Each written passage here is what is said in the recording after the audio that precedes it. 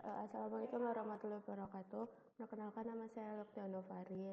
Saya dari kelas 11 LKL1. Di sini saya akan mempresentasikan materi tentang UML, yaitu Unified Modeling Language. Yang pertama, itu ada Activity Diagram.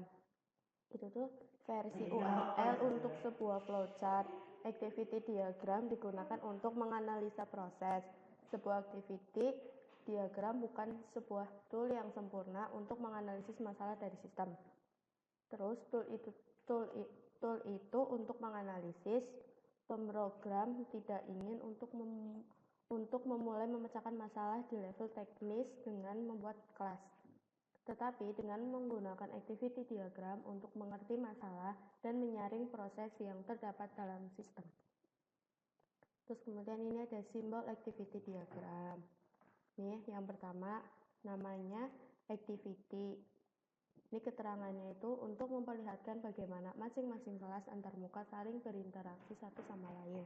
Terus yang kedua ada action, yaitu stage dari sistem yang mencerminkan eksekusi dari suatu aksi. Terus kemudian ada initial node, bagaimana objek dibentuk atau diawali. Terus ada activity final node, itu bagaimana objek dibentuk dan dihancurkan. Jadi yang bulatan hitam semua ini tuh initial node, itu kan objek yang dibentuk atau diawali. Terus kemudian bulatan hitam ditambah lagi ada lingkaran lagi, itu dibentuk dan dihancurkan. Terus kemudian fork node, yaitu satu aliran yang pada tahap tertentu berubah menjadi beberapa aliran. Terus ada fungsinya itu untuk menggambarkan proses bisnis dari urutan aktivitas dalam sebuah proses.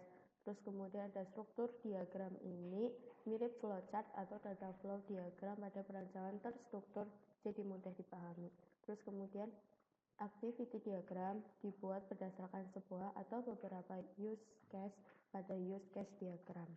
Ini ada dipakai menggambarkan, terus kemudian sangat bermanfaat. Yang kedua ada stage machine diagram. Ini adalah teknik yang umum digunakan untuk menggambarkan behavior sebuah sistem. Hal ini digunakan untuk membantu analisis, perancang, dan pengembang untuk memahami perilaku objek pada sistem. Terus ini ada simbolnya.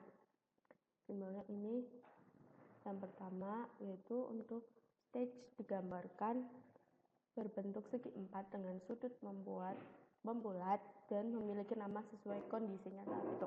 Terus kemudian ada titik awal atau start, digunakan untuk menggambarkan awal dari kejadian dalam suatu diagram stage chart. Terus yang ketiga ada titik akhir atau end, digunakan untuk menggambarkan akhir dari kejadian dalam suatu diagram stage chart. Terus ada ini quote, yaitu merupakan syarat terjadinya transisi yang bersangkutan. Terus kemudian ada Poin digunakan untuk menggambarkan apakah akan masuk atau entry point ke dalam stage atau akan keluar atau exit point. Terus yang terakhir ada event digunakan untuk mendeskripsikan kondisi yang menyebabkan sesuatu pada stage. Terus ada fungsinya. Salah satunya yaitu pada umumnya diagram ini menggambarkan kelas tertentu. Terus ada sequence diagram.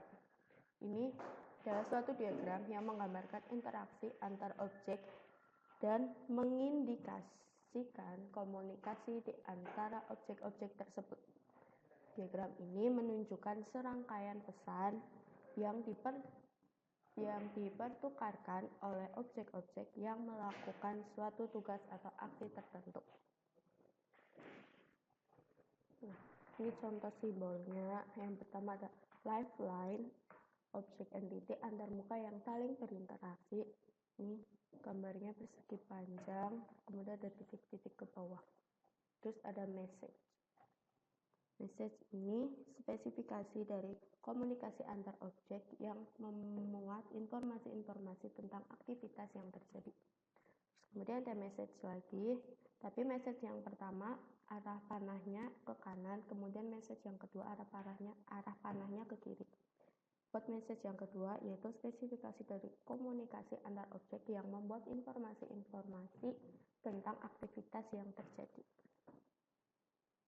Terus ada fungsinya. Salah satu fungsinya yaitu analisa dan desain, memfokuskan pada identifikasi metode di dalam sebuah sistem. Nah, nih, sequence diagram biasanya dipakai untuk memodelkan yang pertama, deskripsi tentang sistem yang ada pada sebuah atau beberapa use case pada use case diagram yang menggambarkan hubungan antara aktor dan use case diagram.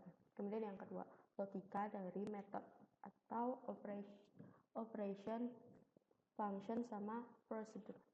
Terus yang ketiga, logika dari service atau high level method.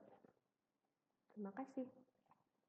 Sekian dari saya. Mohon maaf apabila ada salah-salah kata dan kurang jelas. Terima kasih. Wassalamualaikum warahmatullahi wabarakatuh.